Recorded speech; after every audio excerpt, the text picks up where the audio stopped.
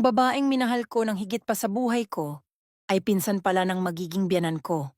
Sobrang nasaktan ako. Hello Ate Ann, I'm 26 from Lanao del Norte. Naging magulo ang buhay ko mula nung namatay ang nanay ko. At kalaunan, nagkapamilya ulit ang papa ko at hindi na kami kayang buhayin.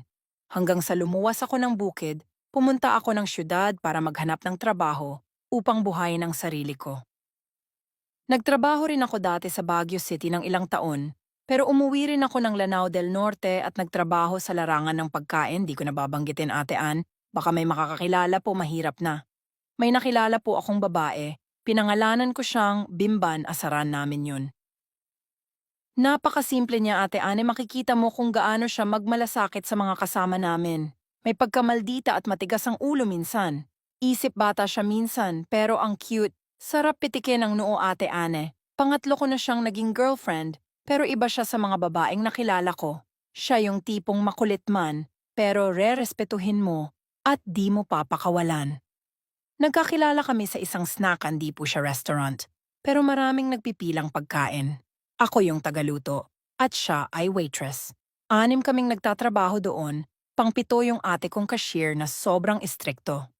At ang daming bawal na rules doon, lalo na ang pagjojowa-jowa Ate Ann. Bawal kasi po sa tradisyon namin ang magjowa, kasal muna bago lang. Noong una Ate Ann, di kami magkasundo.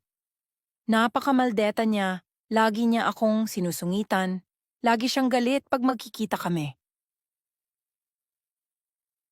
Hanggang sa ilang araw nakilala ko na siya. Napakabait pala niya, makikita mo kung gaano siya malasakit sa mga katrabaho niya. Sa akin lang talaga mainit ang dugo niya, baka napupugian siya sa akin. Pangatlo niya rin akong naging boyfriend, pero sa akin lang daw siya naging seryoso. Sa tradisyon namin Ate Ann, bawal ang babae. Bawal hawakan sa kamay, bawal tinginan lang, hanggang sa di ko mapigilan. Nakiss ko siya Ate Ann. Napaupo siya, di makasigaw, kasi nga bawal. Nanginig siya at napaiyak.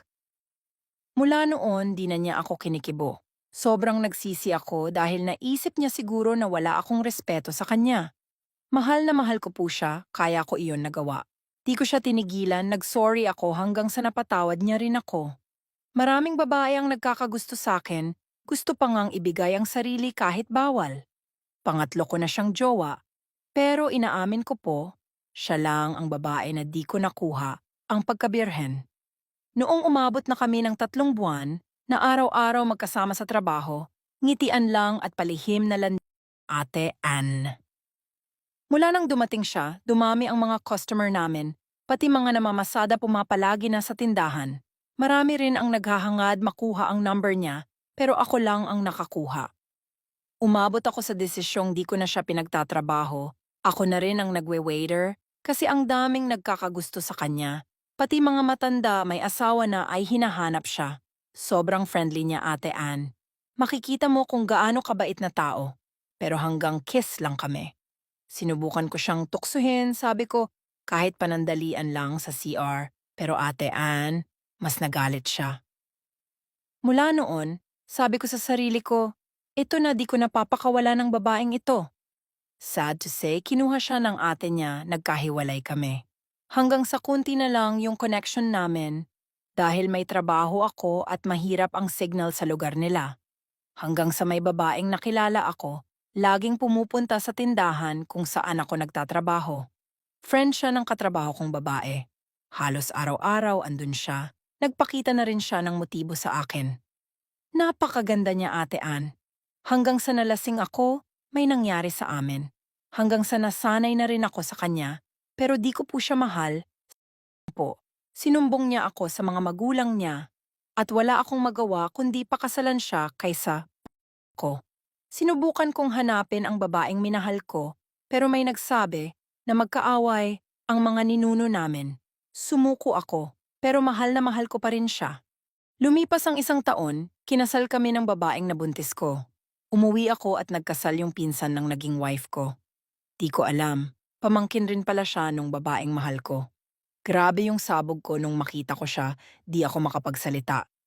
Maiiyak na ako sa pagkamiss ko sa kanya at alam kong ganun din siya. Pero wala na kaming magawa, kasal na ako.